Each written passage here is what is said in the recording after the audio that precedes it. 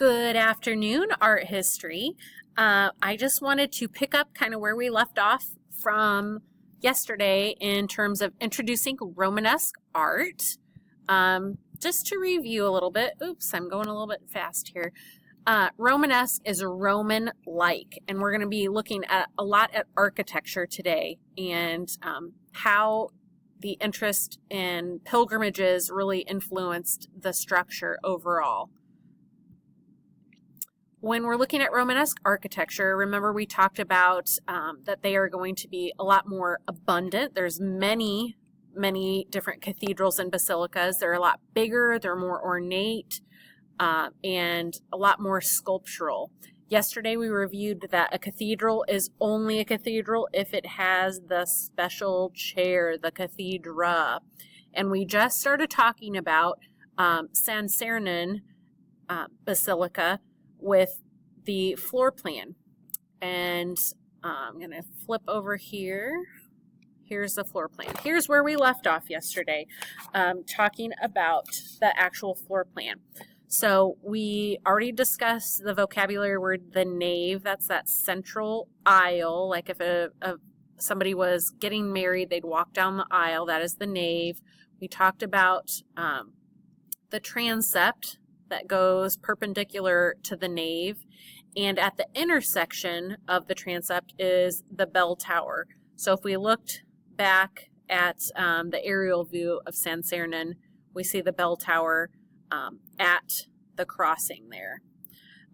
Okay, moving forward, we've got the side aisles. And this is basically like if we were looking at the footprint of the building. These little dots here in the middle, those represent columns. So there are actually two side aisles. And what those would do is basically that is where people would stand or sit during a service.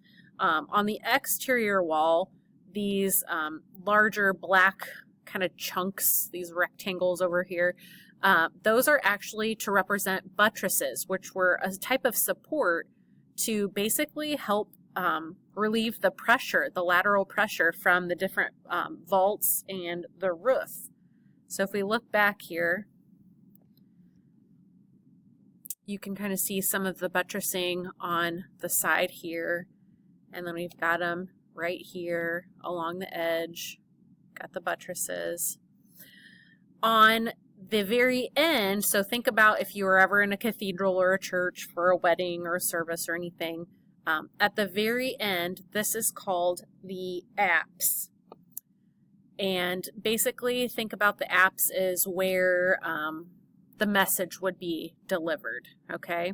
Now you see this purple line, so this whole little pop out here is considered the apse. Now there are different parts of the apse. This little purple line indicates the ambulatory, and basically that's just referring to the walking space. So if you were walking around the altar or walking around the apse, that's the ambulatory. And these little bump outs are called chapels. And the chapels were used as basically a place to display different things, different important relics of the saints. Remember that San Sernin is one of the largest pilgrimage churches, so the people coming to the church would be there to look and learn about the different saints. Another thing that I want to point out to you here in this diagram are these dashed lines. So here along the nave, you see these horizontal lines that are kind of dashed. That is basically a diagrammatical scheme here for barrel vaulting, meaning that that is going to be a semi-cylindrical roof. On the side aisles, you see they're making an X. And the X basically means that that is now going to be a groin vault, so two barrel vaults intersecting. Now I want you to kind of look inside and check this out a little bit. So when you're looking down the nave, here's the nave, you see that barrel vaulting, and then on the side aisles you can kind of see the groin vaulting. All right, we are going to look at the exterior now I want you to see that this different roof line here, the lower roof line, that is actually over the side aisles, and we can see that in this view too. So remember we talked that the exterior had multiple different roof lines. So that lower roof line is over the side aisles, and then the taller roof line is then the barrel vaulting. And if we look back even at this picture, that's even a better example here, seeing the different roof line over the side aisles. Here you can see the exterior of the apse, and then those little semi-cylindrical bump outs, those are the chapels around the apse, and then this roof line right here would be over the ambulatory. Now we're going to look at some images of the interior of San Sirenen Basilica. Notice I said basilica. It is not a cathedral because it doesn't have the special chair. But some things that I really want you to think about are the tall proportions, just the overall elaboration interior, the lighting. We have a lot of half columns that we'll see, the vaulted nave, and then the galleries, which are built over the aisles. Here is the tomb. You can see it's very, very elaborate. Oftentimes then something like this would be located in the apse, and then the ambulatory is the walkway that would be around it. But check out the interior here. It's extremely tall, very, very elongated. And you can see just a little bit of elaboration with the half columns, the engaged columns here. Very fairly dim lighting. It kind of looks like the Colosseum. But the vault is actually made with stone, and this is different because typically they would have been made out of wood previous to the Romanesque period, but really this was to help eliminate a fire hazard.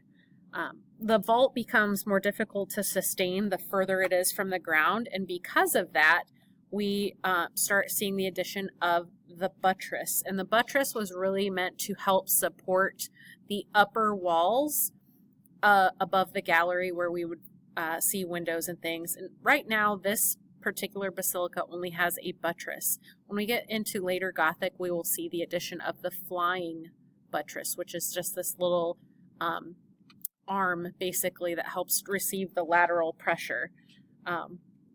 But this was then built, the galleries over the aisles, to help with the pressure as well, and hoping that enough light would filter into the nave. In this particular image, you can see how dimly lit it actually is. Here is the gallery again, which is kind of that second story over the aisle, but really we only have the light from those windows, so it's fairly dim. We are going to talk a little bit now about the Romanesque style in Italy. Now, a lot of you guys are probably familiar with this. Some might say the Leaning Tower of Pisa back here, but that's actually the Leaning Tower of Pisa. And this is actually a whole complex of different buildings. There's a campanile, which is the bell tower. So that's actually the Leaning Tower. That's the campanile. That's the technical term, which is a bell tower. And it can be attached to a church, or it can be freestanding and just nearby. And then we also have the baptistry and the cathedral. So it's basically a whole complex of buildings. Now, a characteristic of Italian Romanesque, we're going to see it being a lot brighter and more colorful. It's definitely more highly decorated than other buildings north of the Alps. We're going to take a look at the Leaning Tower just a little bit more. Again, this is the campanile. And something that I think is interesting, we all know that it's leaning. Actually, remember I was telling you guys about there's actually a Lego kit of the leaning campanile, the Leaning Tower, a Lego kit of that at Barnes & Noble, which I think is crazy.